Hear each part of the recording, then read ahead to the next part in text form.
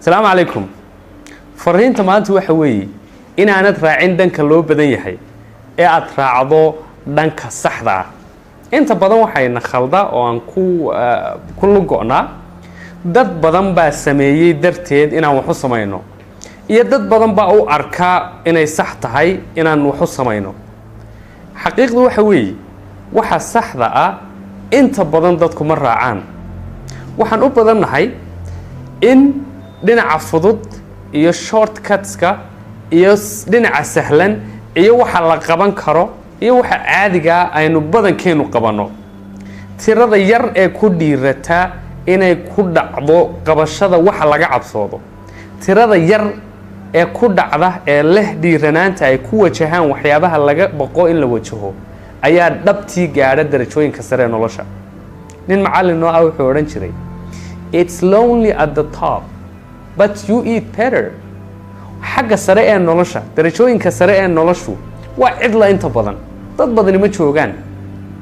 sababtuna waxa weeye because halkaa tegideeda adag, halkaa tegideeda shaqo iyo tacab iyo daal adag u baahan, halkaa tegideeda qiimo adag baa ku xidhan.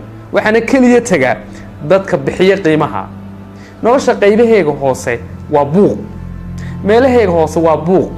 dadkaa u badan inay meelaha hoose nolosha u maleeyaan inay meesha caadiga ee ay karaan tahay, because marar badan mashaakilaadka iyo caqabadaha nolosha inaga soo wajahayaa waxay inaga xanibaan inaan aragno waxay noo suuragalka, waxay inaga xanibaan inaan dhadhamino karaankeenna, waxay inaga xanibaan inaan potentialkeena iyo kartideenna wax inaga dhigi karta ama waxaan rabnay ina gaarsiin karta inaan arki weyno. taasaa sababtay in lagu qanco waxyaabaha caadiga iyo meelaha caadiga iyo goobada aan la qabsanay, dadkaan la qabsanay, meelahaan la qabsanay iyo waxaan la qabsanay. war nolosha qaybaheega sare way haawanaysaa oo dad badani ma joogaan. sababta dad yar oo tiro yar u guulaystaan oo natiijooyin macnale u gaadhaan wax kale ma aha, waayo waxay ogolaadeen inay bixiyaan qiimaha dhabta ah ee darajooyinka sare ee nolosha lagu gaadho. badankeenuna qiimaha ma bixino. haddii inuun ay kaa go-an tahay inaad qof qiimale noqoto, waxa qalbigaaga ku weyn aad u dhowaato, waxa maskaxdaadu ku hamiyeysana aad gaadho, bixi qiimaha waxaa.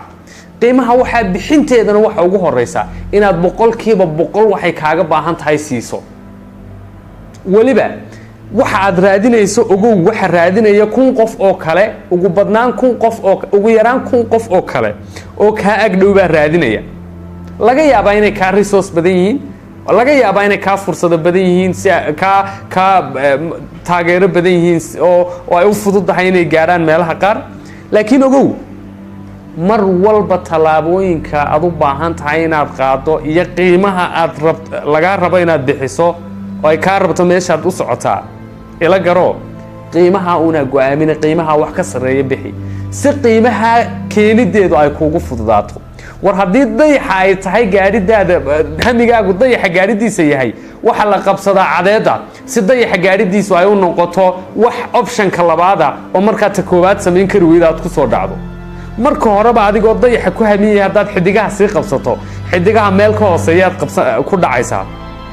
nolosha inaan wax ka noqono oon gaadhno natiijooyin macno leh oo aan gaadhno meelaha qalbigeenna ku weyn, waxay u baahan tahay kaliya inaan qiimaheega bixino. qiimahaasina waxa ugu weynaad bixinaysaa waxa weeyaan naftaada iyo waqtigaaga iyo hamigaaga iyo fikirkaaga inaad meel isugu geyso ood baashaa dhex mariso. of course waa suuragal inaad wax noqoto, inaad hamigaaga gaadho, because wax kastoo lagu hamiyey waa la gaadhay. cid libinta kaa xigtaa ma jiro, cid kaa xigta libintu ma jirto. sacabna sacabkaaga kaagama horeeyo. aamin inay waxaasi suuragal yihiin. qiimaheegana bixi. meelaha hoose buuqaana ka kac, meelaha sare ee cidlada laakiin lagu raaxaystee nolosha teeda sare ah ee darajooyinka sare qoorta loo suro dadka gaadha. laakiin dad badan aanay joogin. meesha qiimaheega bixi. You will eat better and you will sleep better. Somali Inspiration.